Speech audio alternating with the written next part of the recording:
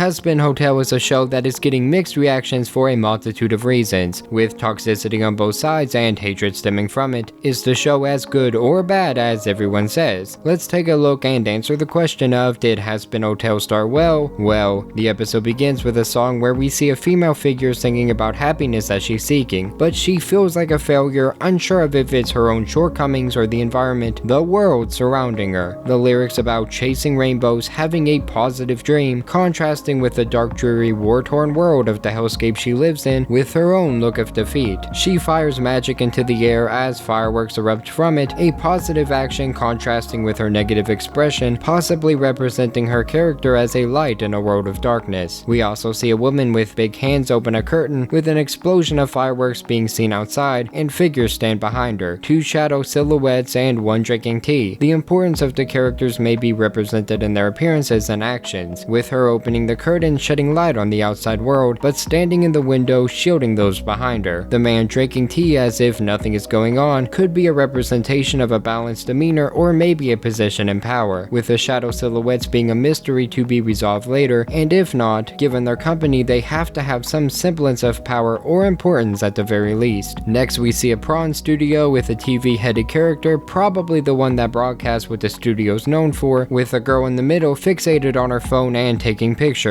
Maybe the one that handles the online social media aspect of it, or the one that acts as a liaison instead. Lastly, we have someone who looks like the stereotypical pimp, so that's what I'm gonna assume his role is in all of this. Texting someone named Angie, I think it's hard to tell. He's asking about money like a pimp would, but Angie says something about an extermination as we learn the pimp's name is Val. This sets up the characterization, teases a relationship with whomever Angie is for future development, and adds mystery to what the extermination is and what that means for our characters, while building up lore of the world in the process. We see what could be that extermination next, with two characters walking away from what looks like a crime scene given the blood and body they leave in their wake. Who are they and what is going on? What is she jotting down while the other kills, setting up a decent mystery in these shots alone. Others jump out and devour the body as they walk away, so cannibalism is normalized here, really pushing home that this is hell and people are here for a reason, with the crossing out of one of the names on the sign above the murder, cementing that death in hell seems to be permanent, and Franklin is the person that died and is never coming back. I guess there's no known afterlife for the afterlife. More subtle world building, which I like. We see more creatures, more nods to cannibalism, and we find out the blonde girl is our point of view singer. Then a number under a clock resets showing that the next cleanse, which we can surmise is the extermination from earlier, has just ended and will start again in 1 year, striking us into a title card. We get our first look at comedy following the theme of then the opposite happens as a guy is glad he's alive and then gets hit by a car, setting up a foundation of humor even if it's not my style. Given it's the first thing we see, however, I'm going to guess that it's going to be run into the ground by the end, but I guess we'll see. A fella exits a vehicle where it's revealed that he was prostituting himself to the driver of the vehicle and that he's a big deal in some regard that doesn't want it getting out that he'd sell his services to anyone. Given that, I'm going to guess he has some connections to the prawn studio. Maybe he's the one that Val was texting with on the phone earlier, and that him being a big deal is because of the work that he does there. Slim Fad walks over to the vending machine for drugs because drugs are bad and this is hell. He gets angel dust out of it, but it gets snatched by a robber who is then crushed while gloating, leaving Snowline mad about his drugs and not the person crushed, which to be fair they did have it coming. Nevertheless, it sets up this change as rather selfish, caring about himself above all others, unscathed by their deaths. A giant airship blasting everything it sees caused that debris, as Solid Snake says he's participating in a territorial takeover, as him and his crew of eggheads are on a warpath. His Eggmen are all a bunch of yes men, hyping their boss up till they annoy him. I love Cobra Commander's design here. In fact, I've liked all the designs so far, just wanted to point that out. He goes to say his name but gets interrupted by an unwelcome guest, who is also fighting for the territory that she calls her own. Before the action happens, we get a cutaway to 666 News, which the 3 6s was already referenced on this Eggman earlier, but sure, what the heck, let's see it again. The two news anchors here are Katie Killjoy and Tom Trench. They both talk about the battle going on in the territory, giving names to our two main fighters, Sir Pinches and Cherry Bomb. We learn that a consequence of the extermination is that territory that was once owned by the exterminated is now up for grabs, causing battles to break out all over hell that we see some of the consequences of by the fight currently occurring between Cherry Bomb and Sir Pinches. Tom makes a Smex joke about Cherry Bomb getting his balls burnt in the process, showing us a new type of humor with crude humor, and another way to use pain in a debatably humorous way that doesn't have to coincide with the "and then the opposite happens" formula that we saw earlier. They say that the Princess of Hell is up next, the girl we saw at the beginning, as the scene shifts to her. Her and a girl named Vaggie are going over the game plan, with Vaggie telling her that she'd mouth the words to her as she says she knows what to say. This characterizes both of them rather well. Princess Peach is more carefree, focusing on making this exciting, even wanting to sing, stating that she is better at expressing herself through song, having a layout of her plan with a childish drawing at the end, looking for the best to the point it's the only outcome that she sees. Vaggie, on the other hand, is taking this very seriously, wanting Star Butterfly to succeed just as much as she does, if not more, but acting as the rock to keep her grounded, trying to get her to take this seriously and definitely to not sing, foreshadowing that Blondie is of course gonna sing. In the end, Cinderella's the hopes for the best as Vaggie is to prepare for the worst, balancing each other out nicely, and due to how they interact, understanding each other inside and out, using names like hun to refer to one another, etc., their bond may be more than just mere friendship. The princess, who we now know is named Charlie, introduces herself to Killjoy, getting denied a handshake because she doesn't touch the gaze, a possible reference to the relationship Charlie and Vaggie have, and with Charlie's response asking how that mindset is working out for her, a pretty clever joke as well. Killjoy looking down on gay people didn't keep her out of hell. This works theologically as well, since Christians are called to show love, hate the sin, not the sinner, and treating someone in that regard doesn't constitute love. Killjoy goes on a rant about how little she cares about Charlie's status, that she's influential all on her own, and that the only reason Charlie is even given the chance to be on the show in the first place is because the original act couldn't make it. A cooking show that yet again references cannibalism, kinda growing old. We get it, hell is awful and people eat each other. It doesn't need brought up every scene like dang homie chill. The show comes back from commercial and Killjoy asks Charlie what her idea is, stating that Charlie has been pestering the news station about it for some time. This again shows Charlie's go-getter attitude, her constantly trying to do what she believes is best, and her unwavering, unrelenting passion in regards to it. Charlie gives a speech about how Extermination Day just ended, and it breaks her heart to know that so many of her people died, so many souls were lost. She says she's opening a hotel in hopes of rehabilitating sinners so they can get to heaven, preventing the Extermination Day by lowering the population of hell herself, an idea that almost nobody takes seriously. Charlie being so drastically different than everyone else works in the show's favor due to the environment, as in hell and what hell represents. Everyone there is there due to their actions when they were alive, with Charlie being the outlier in that regard. The rest chose to idolize sin as sinners and now they are in hell as punishment for that. Charlie was born in hell, however, so her outlook is entirely different, which is represented really well here. As most are laughing at her idea, this guy with the monocle isn't. Even as she starts singing, his head tilts with interest, kind of like what my friend's dog does when he knows he's in trouble but can't fathom a reason of why that would be, or what my dog does whenever I'm watching anime on my phone without her. It's a neat detail and I really like it. The song kinda slaps too, but besides having sleek and expressive animation, it's not really saying anything new, so if you don't enjoy the song, it's going to feel like a waste of time to you. I enjoyed it, and I'm not saying that every song has to have layers of meaning, just wanted to let you know if musicals aren't really your thing, as they are mine. The biggest thing it does is show off some good designs in regards to the denizens of hell, and compliment the relationship between Vaggie and Charlie, since Vaggie predicted this song during their conversation earlier. Killjoy wonders why Charlie thinks that reform would equate to going to heaven and actually solve the issue, so Charlie says that they already have one resident, a person named Angel Dust, which Tom immediately knows as a prawn star, and given the interactions from earlier and getting Angel Dust out of the drug machine, there's a high possibility that it's the person we were introduced to before. Charlie says that he's been clean and out of trouble for 2 weeks as breaking news interrupts the conversation. My suspicion was then confirmed, as the opposite happens and Angel Dust joins the turf war. Butch Hartman would be proud. Angel is explaining to Cherry Bomb about the situation in the motel, how he can't fight, do drugs, use problematic language, etc., and in return he can live in the hotel rent-free, but he hates all those requirements and doesn't see the point in them, giving him a foundation of desires and debauchery to grow from as the series goes on, cementing him as selfish, doing this behind the backs of those that trust him, but pretending to care about their ideals whenever it benefits him, a la with the free rent in the hotel. He gets attacked by Sir Pinches, chained up, saying harder daddy, get it because he's a gay aka Prawn Star, I'm going to go ahead and call it here that most jokes, or maybe even most scenes, involving angel dust are going to be innuendo-filled. Sir Pinchas's response of "son" did get a smile out of me though, so I'll give them credit for that. Once AD is freed, the two sides engage in dialogue. A few Smex jokes happen, a lot of language, nothing really of note to talk about. The show kind of just stops for this comedy bit, and if the overuse of vulgarity isn't your thing, it's going to stick out. AD comments on his overabundance of Smex-based puns because commenting on it makes it better, and Cherry wonders if he'll be in trouble, to which he responds by asking what one bra would hurt, implying that it's not a big deal. Now say it with me, folks. And then the opposite happens, and there's a brawl going on in the TV studio as well. Now we shift to the inside of a limo, with Angel rolling the window up and then rolling it back down, driving Vaggie absolutely crazy. She gets onto him about his actions, saying it was a genocide, as Angel says he owed Cherry Bomb a favor and that he had to do it to help his image, not caring that he made the girls and their dream look bad in the process. He also wonders about what happens when people become double dead, where they go, a question that he and I share, with his biggest fear at this moment being whether or not he has a free room after what conspired today. Back at the hotel, he tries to make a joke to lighten the mood, and whenever he sees Charlie down, he reaches out to her, wanting to be comforting but not going through with this attempt, showing a caring side to his character we haven't seen up till now, with him not going through with it falling in line with his more detached in the moment characterization, but also leaving the door open to exploring what has made him that way. It also falls in line with how he uses Smex as a job, with Smex being an intimate personal action that he engages in without that attachment. Charlie then calls her mom and gets no answer, revealing that this isn't the first time that this was the result, as she tells the answering machine about how that day went, saying that maybe dad was right about her, showing she may be having familial issues on both sides, but leaving the father's side up to interpretation. She still says she loves her mom before hanging up, which demonstrates the sweet demeanor she's showcased thus far. A knock on the door happens, with it being someone dubbed a radio demon, and the guy that was watching the broadcast from earlier. Vaggie says not to let him in, with AD not even knowing who he is, but once Charlie starts talking to him, he lets himself in anyway. He says his name is Alistar, and he talks in a radio voice that, alongside his design, mystique, and attitude, makes him my favorite character so far. He says he saw what happened on the news and wants to help. Vaggie interrupts him, saying she knows his game and that she won't let him hurt anyone here, using a spear to threaten him, but he doesn't take her seriously at all, saying that if he wanted to hurt them, he'd have done so already, as his expression changes and the screen effect really pushes the point home. Now we know he's a force to be reckoned with, but not the extent of danger that he poses, leaving his true power and intentions up for future exploration, while adding tension to his actions since we can't completely trust what he says and does. He wants to help, not because he believes in the idea, but because he's bored and sees it as entertaining. Hey, at least he's honest. He says the chance given was the life lived before, and he's right. While we are alive, we have to choose to follow Christ or hell is the outcome. I've seen many Christians attack this show, but nobody bring up scenes like this that are respectful to the religion that it takes inspiration from in terms of using heaven and hell. Him saying,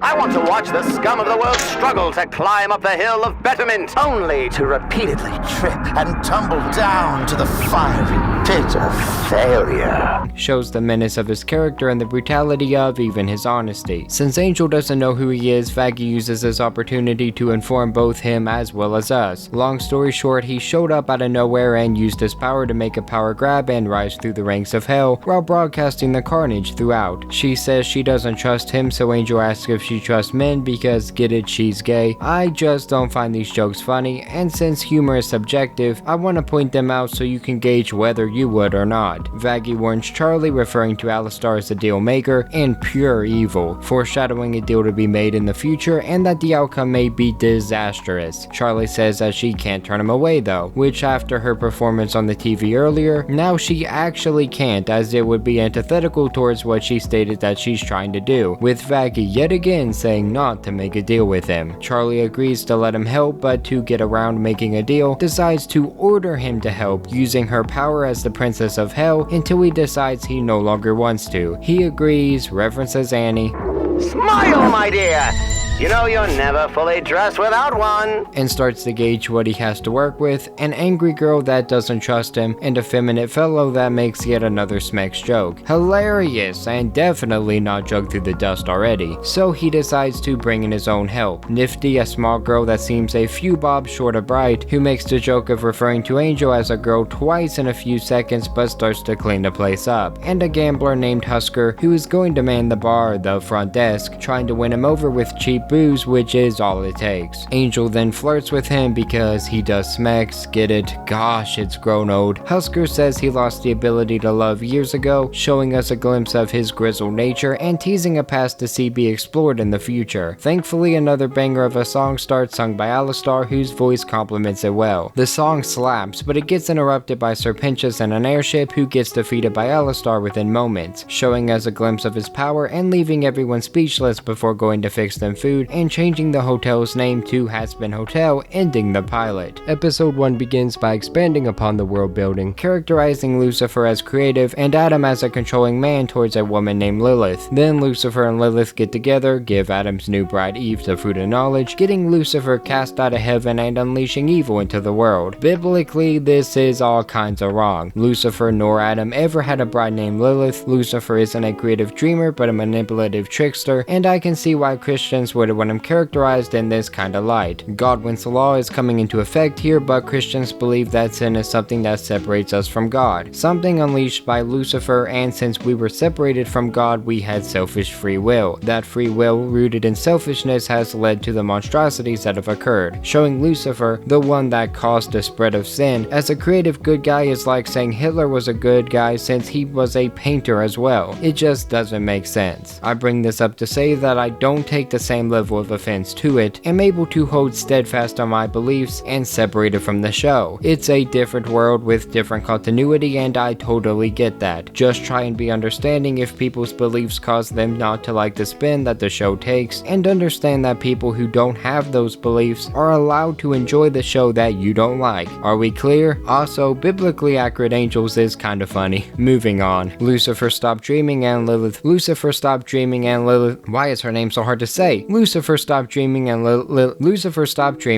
Lilith became the voice of the underworld, empowering the denizens of hell through songs and shows of power. This was seen as a threat from heaven, so every year they go down to exterminate and keep hell from garnering too much power and rising against them. This is the extermination that was mentioned last episode by Charlie, who was trying to stop it, the clock counting down the days, and the text messages on the pimp's phone. Glad we're keeping to establish continuity that was represented in the pilot. Charlie's dream was apparently passed down to her from her mother, although it's unclear if that's the hotel specifically or the broad idea of saving hell's denizens. Vaggie comes in at the end of the story, revealing that she heard it all, but decided not to interject, showing that she knows how important that story is to her and that it would help more than she could, so she put Charlie first, demonstrating the trust between them and their care for one another. We learn that Charlie's mom hasn't talked to her in 7 years, as Charlie yet again justifies it as her mom being busy doing important things, which is similar to what she said last episode after leaving the voicemail. Charlie says she hopes what she's trying to do will work, doubting herself, a trait that was shown in her song last episode as well as before the interview when she needed hyped up, something that Vaggie is here for yet again, telling her that she isn't alone and reassuring her once again. The two go downstairs and see an advertisement that Alistar made, one where he shows the hotel in its current state, saying positives but showing the negative reality, making the entire tone of the advertisement seem off since what you hear clashes with what you see. Also, he never shows himself, which could be due to him operating the camera, but given he references things he did like rebrand the hotel to Hazbin Hotel, you'd think he'd at least want to be seen once. Maybe it has to do with him being a radio demon instead of a TV one like what we saw in the Prawn Studio and during the interview last episode. It could be nothing, but I wanted to point it out nonetheless. The two girls aren't happy with the final outcome of the advertisement, expressing their grievances, contrasting their characters. Charlie fumbles over words, thanking him for the effort but struggling to voice her criticism. Vaggie on the other hand is blunt and to the point, showing how the two not only bounce off of each other but balance each other out as well. Vaggie tells him it was bad, with him saying he was going with funny, but stating that as he tried to do that he missed the entire point by not bringing up the plan to save the demons. Vaggie's words help Charlie find her own, as she says that the point was to advertise the help they are trying to give and that he missed it entirely. entirely. He brings up that he hasn't been active in hell for a while, and that he would have done better on his radio show instead of the TV ad he was forced to do, and since he was forced to do it, he had fun with it. This could be hinting at him trying to manipulate the situation, botching the ad on purpose in order to get his way and have permission to use his radio show instead, which, given him characterized as untrustworthy as he's been, makes perfect sense for his character. Vaggie brings up that his reputation, mixed with his mockery of the hotel in his ad, will make it so nobody would want to join the hotel. He obviously doesn't have faith in himself. Angel interjects by offering his, services, which, although could seem like another forced moment to bring up his,